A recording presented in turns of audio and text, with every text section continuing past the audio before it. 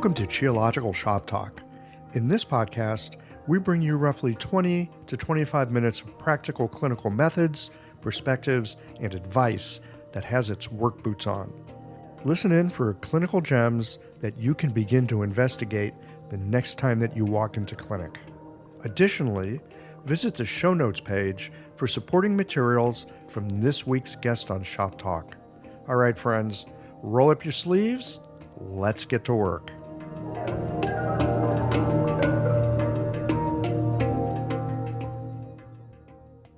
This episode of Shop Talk is brought to you by LASA OMS, your clinic's partner in wellness. LASA has a special offer for you. Listen for it later in the show. The information shared on this podcast is for educational purposes only and is not intended as medical advice. Always consult a qualified licensed healthcare professional before making any decisions about your health or treatment. The host and guests are not responsible for any actions taken based on the content of this podcast. Hello, everybody. Welcome to this final episode on our series on reproductive health and well-being. I am delighted today to have Deborah Betts with us. Deborah is an expert on pregnancy. She's an acupuncturist. She has an ebook. If you've spent any time in the fertility and pregnancy space, you've probably heard of Deborah.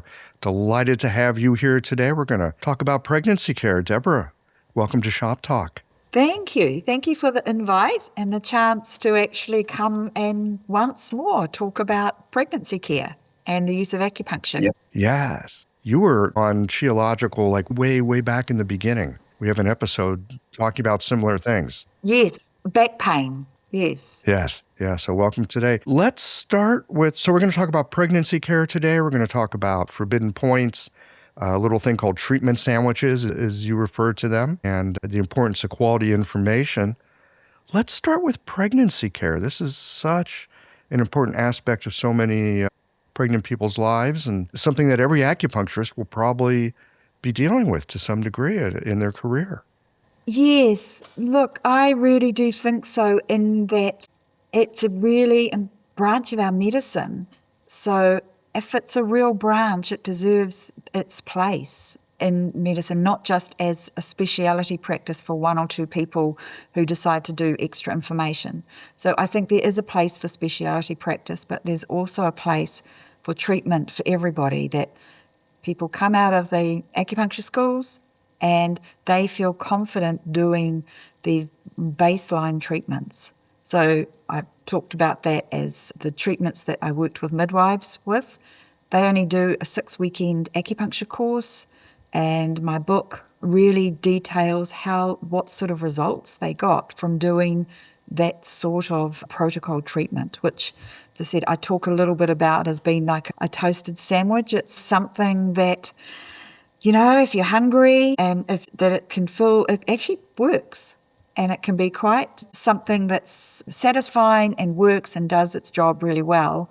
Whereas speciality practice is more like layers of a gourmet sandwich, where you layer in historical knowledge, you layer in the physiology of a pregnancy body, you layer in acupuncture ideas that you've gathered and that you've talked about and you've discussed, and then you layer in your individual diagnosis. And I think they're quite different aspects of pregnancy care.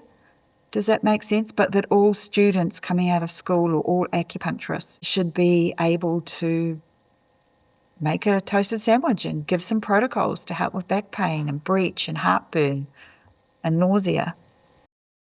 You know, it makes sense to me. Look, if you want to go deep into something, there's always plenty of depth that you can dig into and spend your time and spend your experience and really help people by going deep.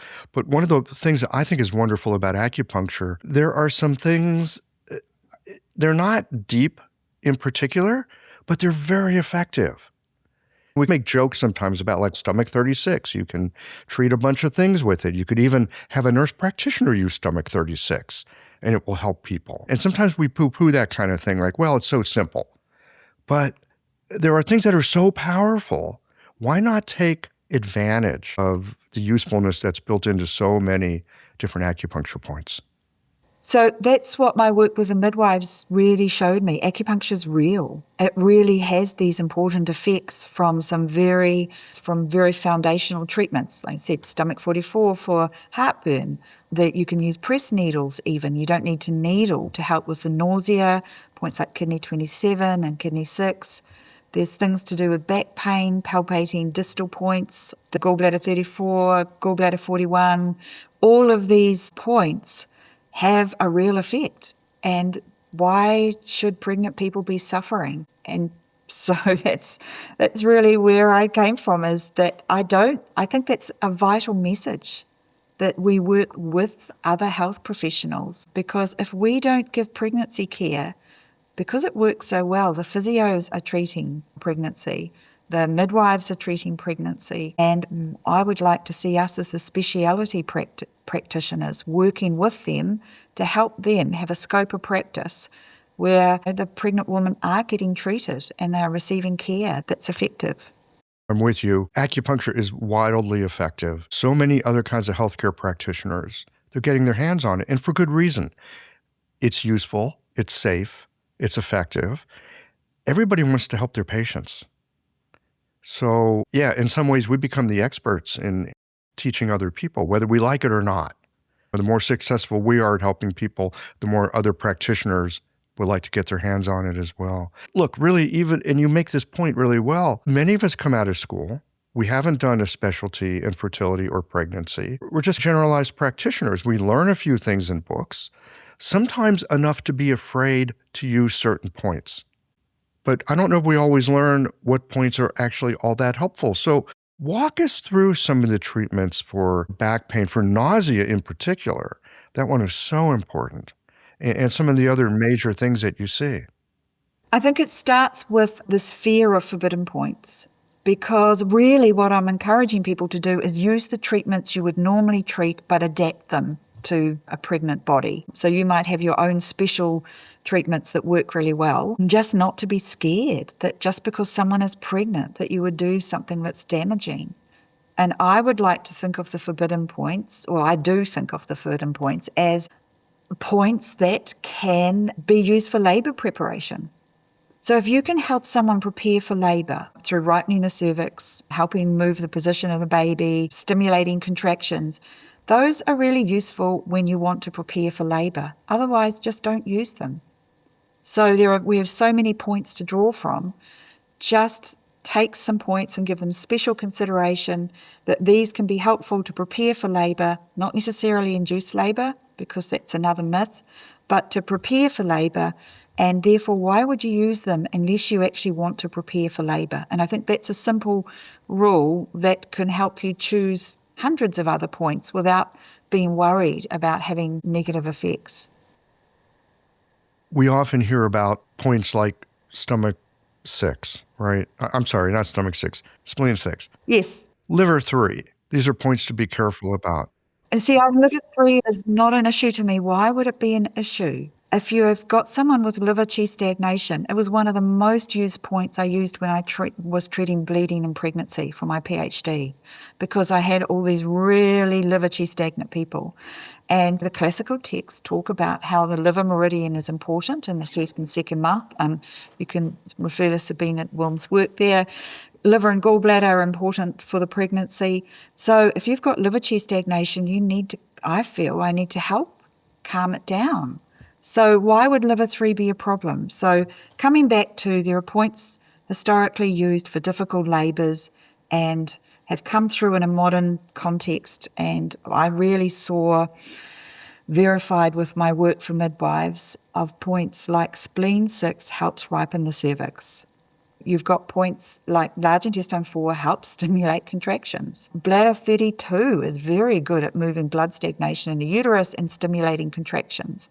So points like gallbladder 21, you don't want to move the baby down unless you want to move the baby down. It's supposed to stay high up until it's ready to go into labour. You don't want to force it into a position if it's not in a good position to move down. Staying away from gallbladder 21, large intestine 4, spleen 6, bladder 31, 32, 33, but not staying away from the rest of the shoe points on the back for back pain.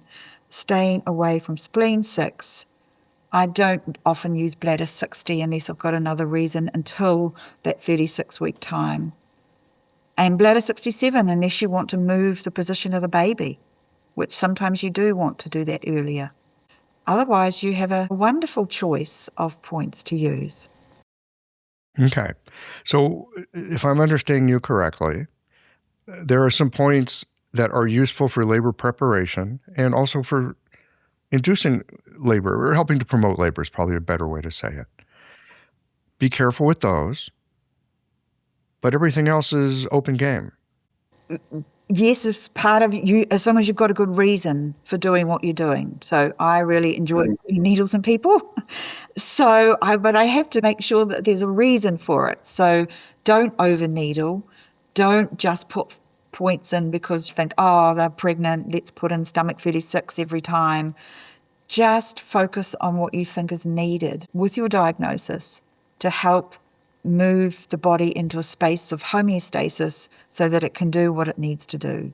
I think that's provided you're certain that this point is going to be what you would see a use for it, and then follow up. So make sure you follow up on your treatments for pregnancy, that you understand what happened when you did use the points that you're using. So you can build your own clinical picture of what you think is useful and what the effects were of the points that you were using. And that was really my big teaching, to follow up what actually happened when you used points and some of the points. Okay, so you have to build an experienced vocabulary Yeah, from follow up. in the condition of pregnancy. I think that's really super important for your own confidence in your practice. Mm-hmm. It's no good if I say, just do this point because this will be useful, and you do it and you find it's not as good as what I usually use when I'm treating back pain. Don't just follow the advice of people. Have a reason, document it, follow it up. Was it helpful? Was it useful? Were the outcomes what you were expecting? And I think that will build your confidence in clinical practice. So for me, using liver 3 when I saw people were very upset, emotional, wiry pulses, and they had bleeding, it was just obvious that this would be useful. And it was. On follow-up, they calmed down, the bleeding changed. It was just what that needed. But not every person would need liver 3. Some people it was more of a heart, needed other points. So it's about using your clinical judgment and following up. It gives you confidence. This is going to sound a little silly, but in a way, we're simply using our Chinese medicine differential diagnosis. Just do the thing that we've been trained to do and that we know how to do. Just lean on that. We have a fantastic framework for being able to see what's deficient, what's excess, where do people need some help. So just lean on that, not point prescriptions. I'm with you on that. Now, I've got a question on the follow-up piece. When you follow up, how do you do that? Do you make a phone call? Do you send an email? Do you have them come back in the office? Look, a lot of people, they're a little nervous with following up, like, oh my God, did I do okay? Did they do all right? How will my patient feel about me following up to see how they're doing? How do you do that? Obviously, they come. Well, so for looking at the back pain, the nausea, all of these other things, they're coming back to you. And if they're not coming back to you, then you want to ask yourself why. And that's why it's important to keep records, because sometimes people might not be coming back to you because they didn't have a good outcome from treatment. So if you're finding that people aren't coming back, I would want to know why. The other aspect of that is you can set it up when they come to you for pre-birth to say, look, I really want to follow up on what happened, find out how the birth went for you. I'd like to contact you 2 weeks postnatally. I offer a free Zoom postnatal call-in session. You can find ways to follow up. I've never managed that with the fertility patients because it's very sticky to follow up if they don't come back to you. But I think you can set up your pre-birth by asking for their phone number. Do you want me to text you? Do you want me to email? I contact all of my people 2 weeks after their due date because I really want to know what happened. So I think that's how you can manage follow-up. It can be tricky these days. I don't follow up more than 3 times, otherwise you're stalking. So you just have to write those off as unable to follow up. Yeah. That's a great idea. Let them know up front that part of their care is a follow-up call, and how would you like me best to follow up with you? Zoom, text, phone, just build that in. And write it in your notes. Yeah, I think it's really important. And then you're not stalking, you're showing that you care, and you're setting up the next encounter. Although I would say it was easier in the days when you didn't have cell phones. This shows how old I am, because people were at home with their babies and you could ring. These days it is text. People don't always answer their texts like they would answer the phone and give you the information you need.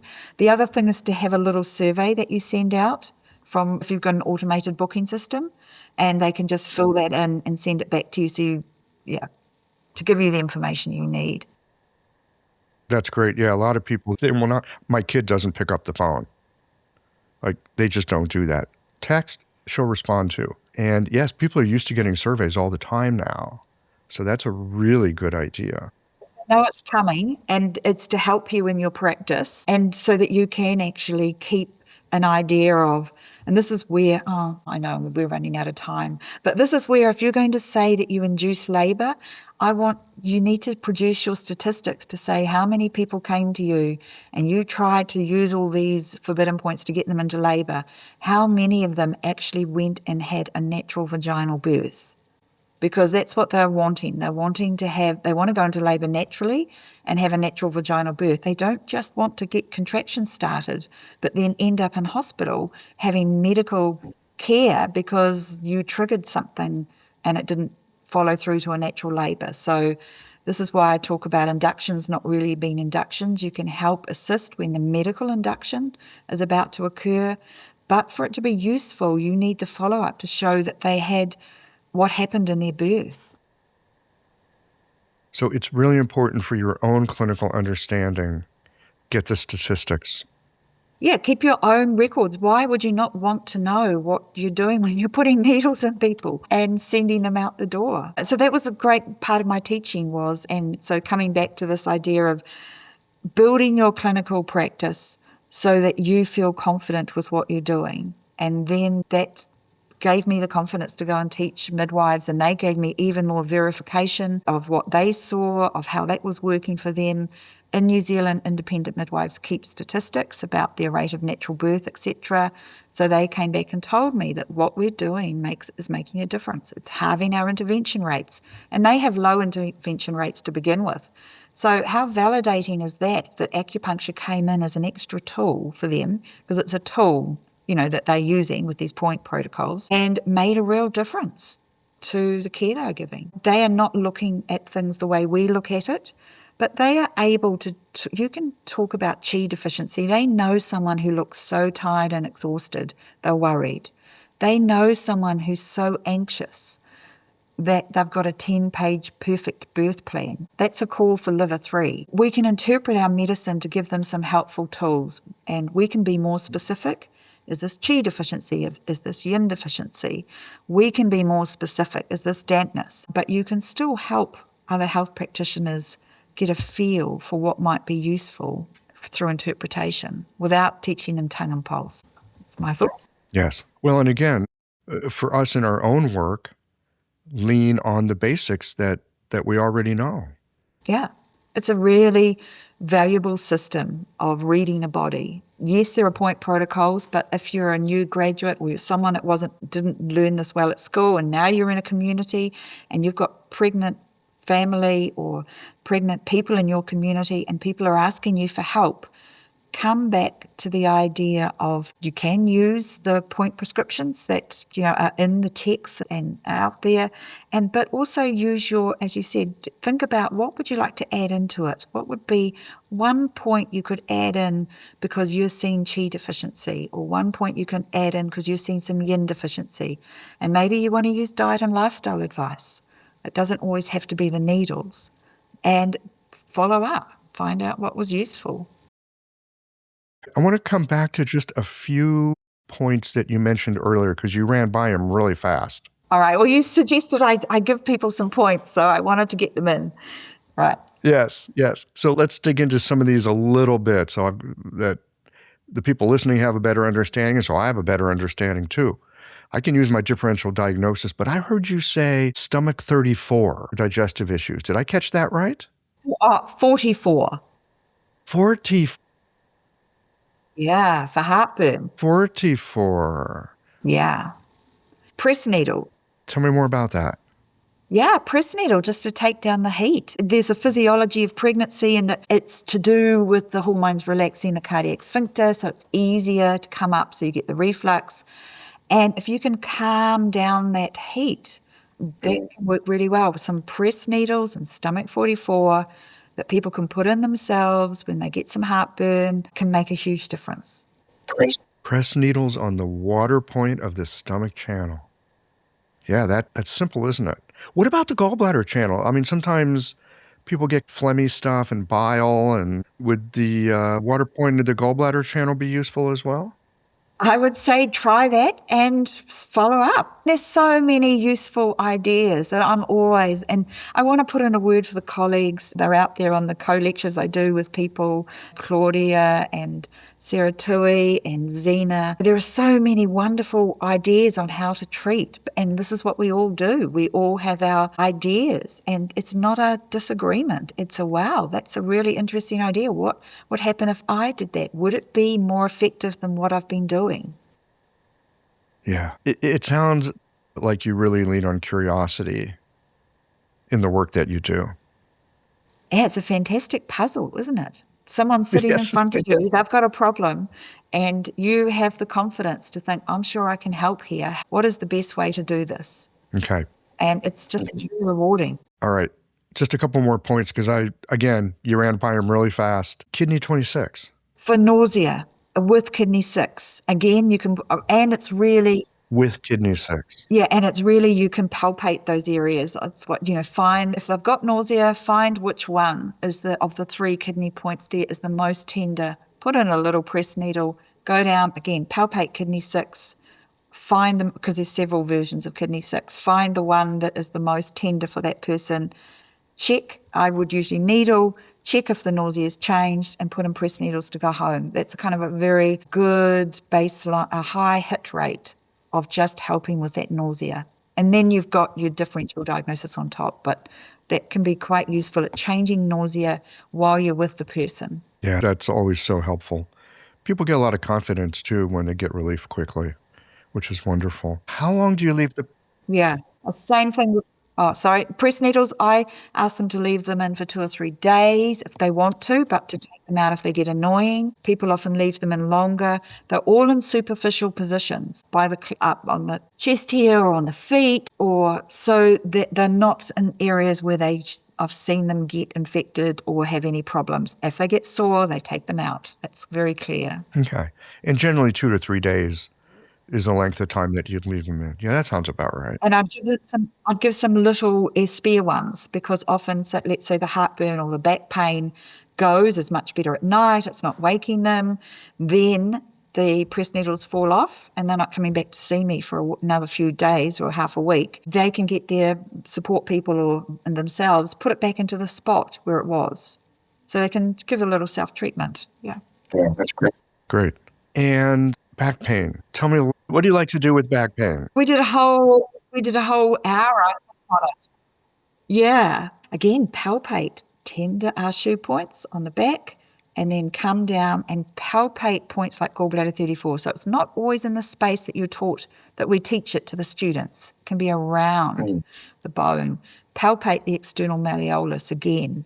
It's not always gallbladder 40 and it's not always bladder 62. So palpate around in those areas. And there's another point that the midwives taught me is coming up from stomach 44 again, but coming up the channel. And sometimes there's a tender point in there, round about across from liver 3, where you can get that awful sacrum pain.